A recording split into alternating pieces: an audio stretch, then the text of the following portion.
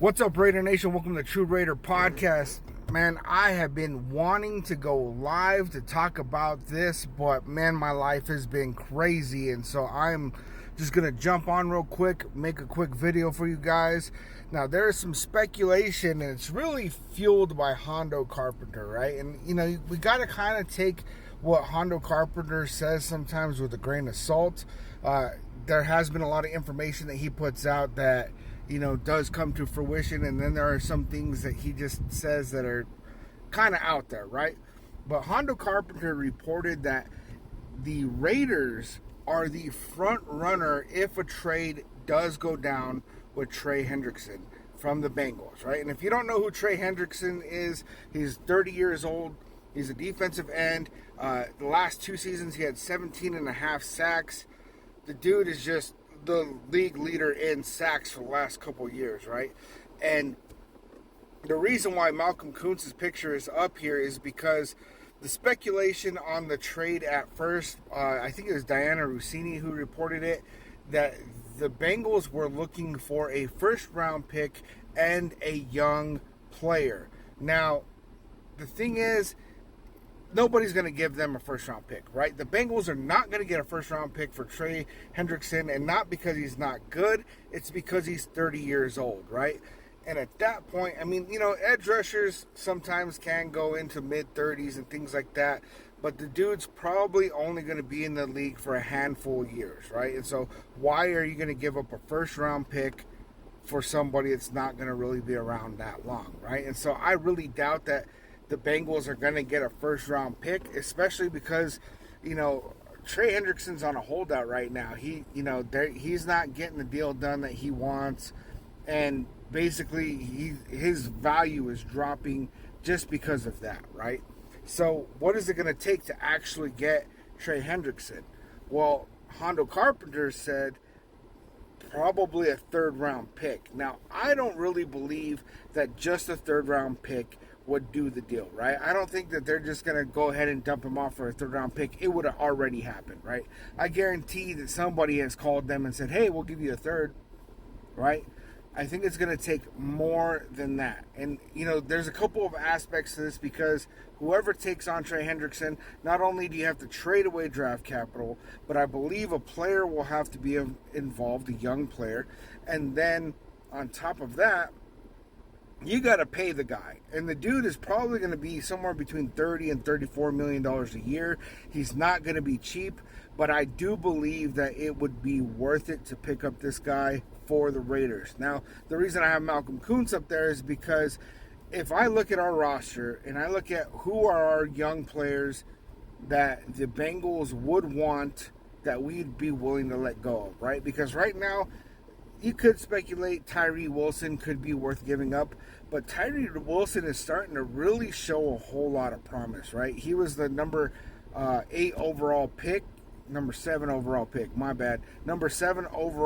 just a couple years ago. He was injured. It's taken a long time for him to kind of get up to NFL speed, but he's finally starting to be very disruptive. Like, all the news out of camp is that Tyree Wilson is just very disruptive, very, very good.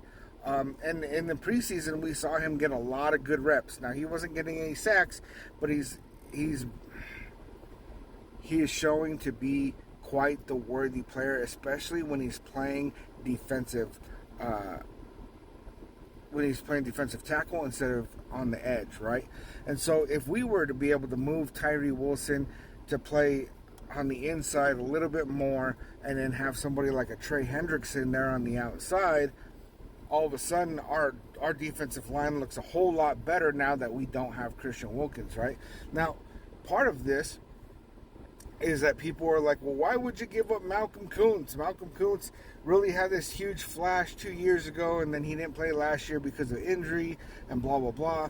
And, you know, what it comes down to is that we haven't heard a whole lot about Malcolm Koonce during the offseason, but also Malcolm Koonce, he's trying to get paid, right? Now, Malcolm Koonce is on a 1-year deal, $12 million, and it's a prove-it deal, right? He's trying to prove that he's worth making more money And really, it's a huge question mark, right? Right now, it's such a huge question mark because, yes, Malcolm Koonce, for years, he really was just a rotational piece for the Raiders. And then once Josh McDaniels got fired, AP came in, put him to start, and he went out. He got 8 sacks in 9 games, right? And we really thought that Malcolm Koonce is going to be that guy. He's going to step up. We're finally going to have somebody opposite of Max Crosby who can really help out on this defensive line. But then he ended up getting injured last year during training camp. He ended up messing up his knee. He went down with injury, out for season, and all of a sudden our defensive line hopes were kind of started getting shaky, right? So he was out all season, and he's coming back from this injury, and he's not looking super fast. He's not, who's to say what it's really going to turn out to, right? We got a big question mark, a big maybe. And with Trey Hendrickson, we don't have a big maybe. We know who he is. He's 30 years old. He's still playing at the top of his game. In fact, the last 2 seasons have been his absolute best seasons. But really, he's had several good seasons in a row. I want to say it's like 4 or 5 that have just been absolutely great seasons. And I would rather go with the sure thing because Trey Hendrickson, he's going to play for at least 2 or 3 more years easily, right? So we pick up Trey Hendrickson. Let's say we're paying him somewhere between $30 and $34 million a year.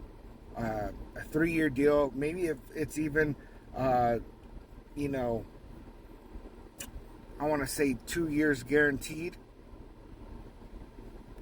I think that looks inviting to him, and I think that looks inviting to us. And I already know that there's going to be people saying we don't want him, he's old. Every time we bring in an old player to the Raiders, they come in here and they flop.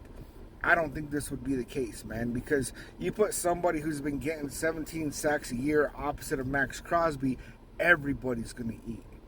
And then our secondary, everybody's complaining, our secondary, this and that. And a lot of people are saying that we should be focusing on getting a secondary player instead of getting Trey Hendrickson. Well, if you're being able to rush 4, right, and you got Trey Hendrickson, you got Max Crosby, you got Tyree Wilson, you got Adam Butler, Thomas Booker, you got these guys up front that are being disruptive, and we're having to blitz less. Well, we are able to drop back everybody else and get in coverage. And I really think that puts us in a situation to succeed. So you guys, man, let me know what you think about this, right? Would you go out there and would you trade a 3rd-round pick in Malcolm Koonce for Trey Hendrickson?